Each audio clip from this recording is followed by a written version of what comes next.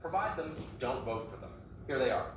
First is vigorous defense of total equality under the law.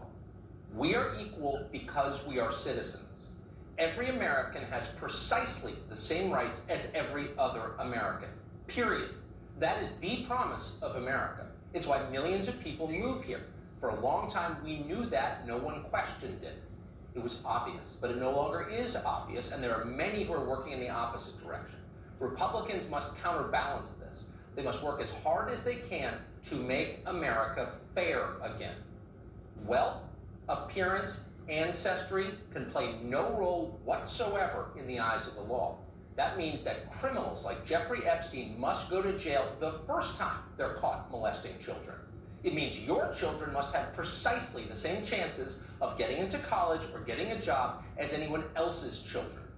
It means fighting to make this a colorblind meritocracy. A colorblind meritocracy.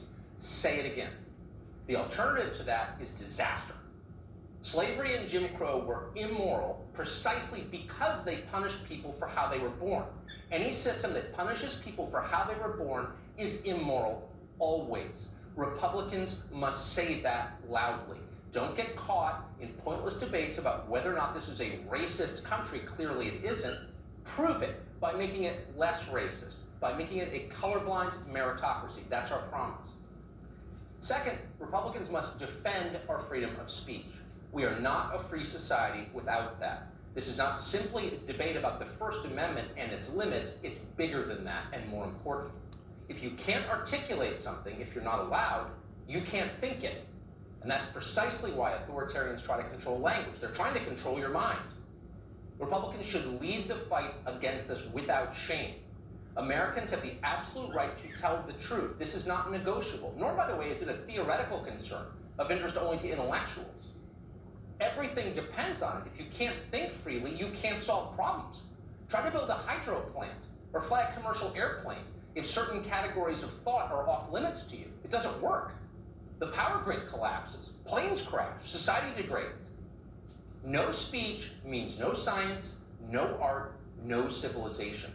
Most of us were taught that this debate was settled conclusively during the Enlightenment hundreds of years ago when reason vanquished dogma. But it wasn't settled. The forces of superstition remain. They are stronger than ever. In fact, they are growing in strength. The Republican Party must fight them, or it's not a party worth having. And finally, we must never forget that in the end, the Republican Party exists to serve the interests of normal people, ordinary people. Middle-class families are the core of this country. They are our hope for the future, our only hope. And yet both parties have shamelessly abandoned them. Middle-class families have no national spokesman. They have no lobby in Washington. Republicans pretend to be their champion. You know by now that they are not. Instead of improving the lives of their voters, the party feeds them a steady diet of mindless symbolic victories, partisan junk food designed to make them feel full even as they waste away. Who cares how many Benghazi hearings we have? We're supposed to care. Why should we? How did Peter Strzok's text messages become more important than saving American jobs from foreign nationals who are taking them? It is lunacy. We fall for it every time. And to the extent this show has participated in it, we apologize with deepest sincerity.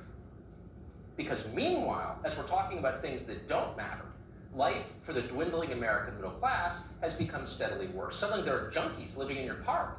Your nephew just died of a fentanyl overdose. And saddest of all, and who hasn't thought this, you've realized that your children will never be as successful as you are. The American dream died with your generation. As all of this happened, Democrats laughed because it served their interests. Republicans basically ignored it, and that cannot continue. The only political movements that endure are the ones that make their voters stronger. So how does this change? Can Republican office holders change their party?